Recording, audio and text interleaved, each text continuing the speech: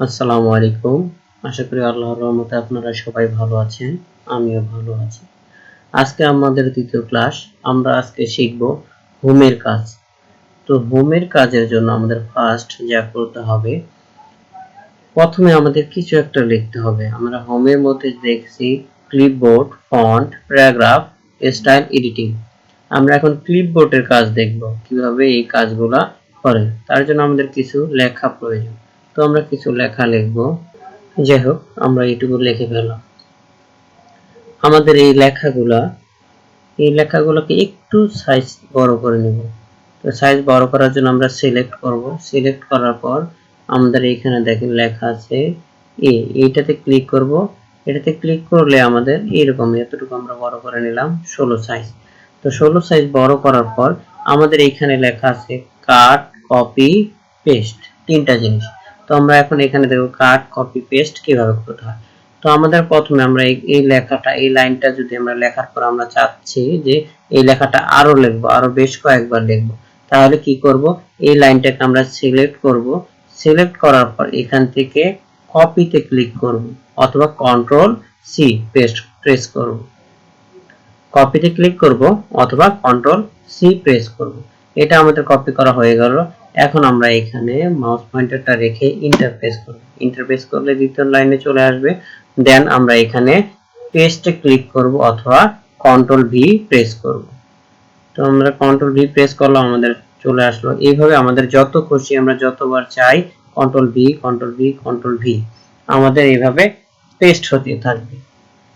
এখন আমরা তো কপি করতে শিখলাম, আমরা কপি পুরো লাইনটা করলাম। আমরা কি নির্দিষ্ট কোনো অংশ কপি করতে পারবো না? অবশ্যই পারবো। আমি যদি চাই এইটুকু, he never tries to learn anything new, তো এই অংশটুকু আমি কপি করলাম। কপি কন্ট্রোল সি অথবা আমাদের কপিতে কি করতে হবে, ক্লিক করতে হবে।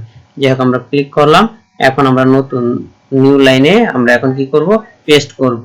আমরা পেস্টে ক্লিক করব অথবা কন্ট্রোল ভি। তাহলে আমরা এইভাবে যে কোনো নির্দিষ্ট অংশ সিলেক্ট করার পর কপি এবং পেস্ট করতে পারি। এখন দেন আরেকটা অপশন আছে এখানে কাট। এখন কাট অংশটুকু হাইড হয়ে আছে। এখন কাট অংশটুকু, কাটের কাজ কি হচ্ছে, আমরা কোনো লেখা লিখে ফেলছি, এখন মনে হচ্ছে যে এই লেখাটা এখানে প্রয়োজন নাই। তো এই লেখাটা এখানে প্রয়োজন নাই বলতে আমরা যদি চাই যে এই লেখাটা আমাদের এখানে প্রয়োজন নাই, এই লেখাটা আমাদের প্রয়োজন হচ্ছে এইখানে আমরা রাখবো, তাহলে আমরা কি করব, এই লেখাটা যেহেতু আমাদের এখানে প্রয়োজন নাই, আমরা ওইখানে নিয়ে রাখবো। তো এটাকে আমরা কি করব, কাট করব। কাট করলে দেখা যাচ্ছে এইখানে লেখাটা আর থাকতেছে না। তো আমরা এখন কোথায় পেস্ট করব, এইখানে। এখানে আমরা এখন কি করব, পেস্ট করব। আমরা পেস্টে ক্লিক করব অথবা কন্ট্রোল ভি প্রেস করব। তো এইভাবে আমাদের লাইনটা চলে আসলো। এই লাইনটা চলে আসার পর এখন আমরা যতবার খুশি ততবার আমরা পেস্ট করতে পারবো।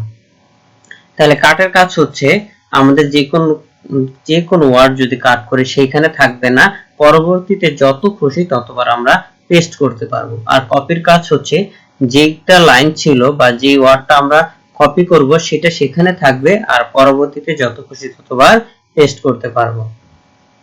তারপর দ্বিতীয় অপশন হচ্ছে এখানে ফরম্যাট প্রিন্টার। ক্লিপবোর্ডের মধ্যে এই ফরম্যাট প্রিন্টার, এই ফরম্যাট প্রিন্টারে আমরা এখন কাজ দেখব একটু। আমরা এই অংশটুকু কপি করলাম। কপি করার পর কন্ট্রোল সি তে কপি করলাম, নিচে লাইন নিলাম, নেওয়ার পর এটা কন্ট্রোল ভি দিলাম। কন্ট্রোল ভি দেওয়ার পর আমাদের এখানে চলে আসছে। তো এই অংশটুকু এখন আমরা চাচ্ছি, এটা আছে আমাদের কি ফন্ট, ক্যালিব্রি বডি।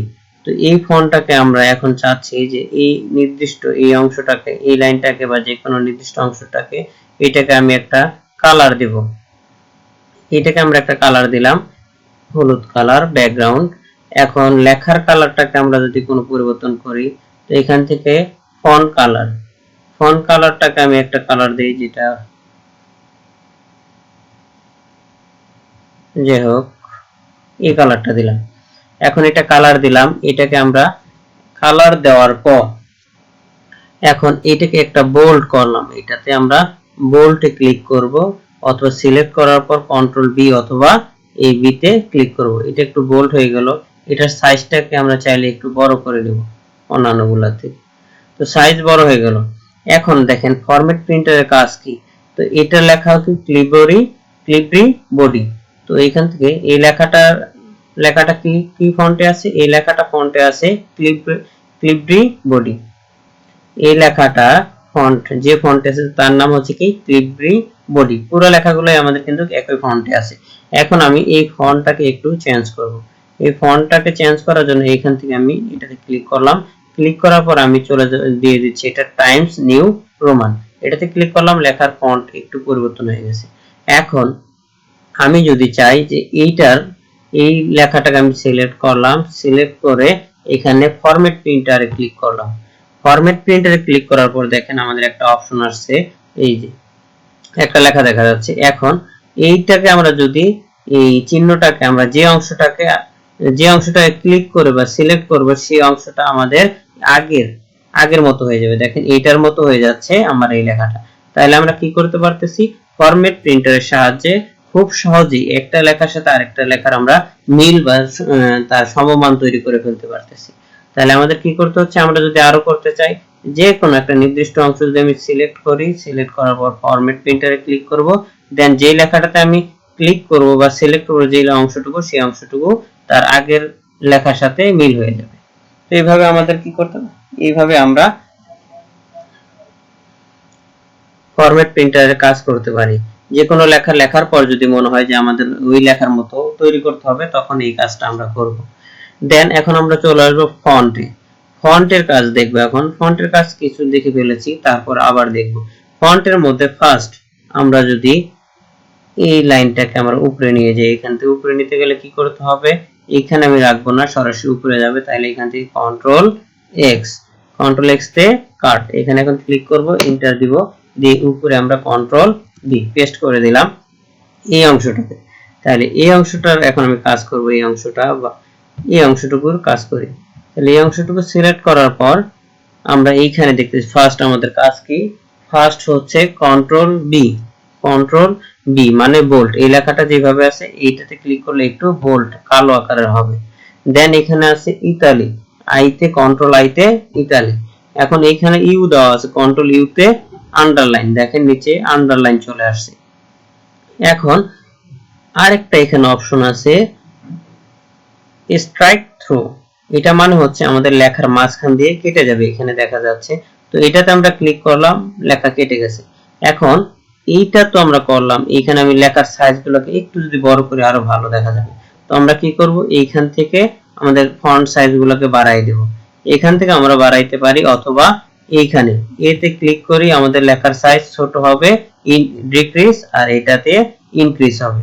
এই লেখাগুলো আমরা এই ইনক্রিজ অথবা ডিক্রিজের আমরা কাজটা করতে পারি কন্ট্রোল ধরে সেকেন্ড ব্র্যাকেট শুরুটা যদি দেই, তাহলে আমাদের লেখাগুলা ছোট হবে, এবং কন্ট্রোল ধরে আমরা যদি সেকেন্ড ব্র্যাকেট ক্লোজিং চাপি, তাহলে আমাদের এই ফন্টটাও বড় ছোট হবে।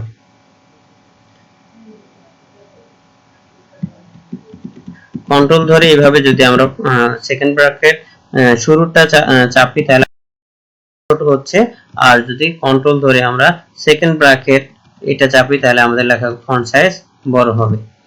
তো এটা হচ্ছে ইনক্রিজ আর ডিক্রিজ, আমরা দুই ভাবে বড় ছোট করতে পারি। তো এখন হচ্ছে আমরা এই লেখাটা লিখছি, এটা তৈরি করে ফেলছি। এখন মনে হচ্ছে যে আমার মাঝখান দিয়ে যে স্ট্রাইক থ্রু আছে এটা আমাদের প্রয়োজন নাই, তখন কি করব, তখন এটাকে আবার সিলেক্ট করব। সিলেক্ট করার পর দেখেন এগুলো এখন কি শো হয়ে আছে, দেখা যাচ্ছে যে এগুলাতে এখন আমরা ক্লিক করব। ক্লিক করলে ডিসিলেক্ট হয়ে যাবে, যে ডিসিলেক্ট হয়ে গেছে। এখন যদি চাই যে আমার আন্ডারলাইন লাগবে না, তাহলে এইভাবে আবার সিলেক্ট করব, এইভাবে ইটালিক লাগবে না, এটাতে ক্লিক করব, দেন আমাদের বোল্ড লাগবে না, এখানে ক্লিক করব। এইভাবে আমরা যেইভাবে যে কাজটা করব ঠিক সেইভাবেই সেই কাজটা আবার আগের মতো ফিরিয়ে আনা যাবে।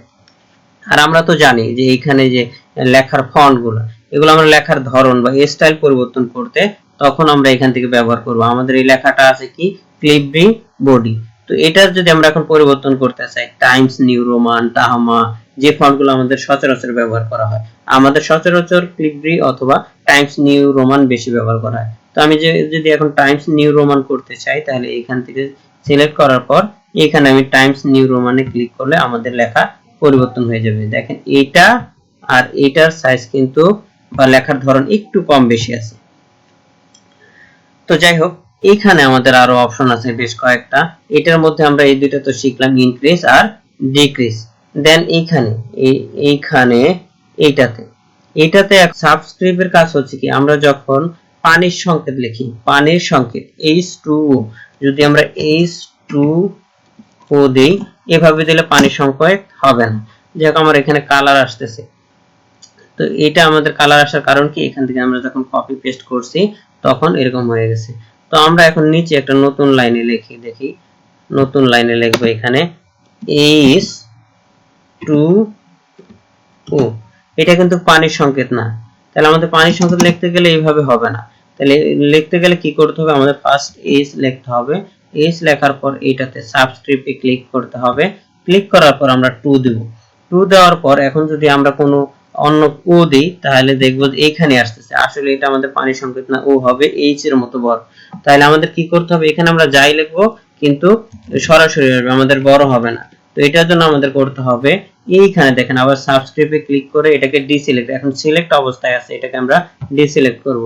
ডিসিলেক্ট করার পর এখন যদি ও লিখি, দেখবো যে আমাদের পানির সংকেত হয়ে গেছে, পানির সংকেত হয়ে গেছে। এখন আমরা আমাদের পাশে আরেকটা আছে সুপারস্ক্রিপ্ট।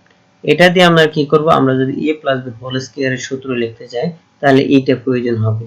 নরমালি আমরা অন্যভাবেও শিখতে পারি, বর্তমানে এটা দিয়ে যেটা শিখবো সেটার জন্য আমরা যদি a প্লাস b হোল স্কয়ারের সূত্র লিখতে যাই, তাহলে আমরা ফার্স্ট ব্র্যাকেট দিব, দেওয়ার পর a plus b, first bracket close.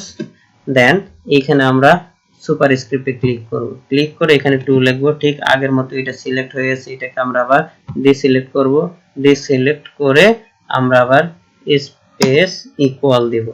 এইভাবে তাহলে আমরা লিখতে পারবো।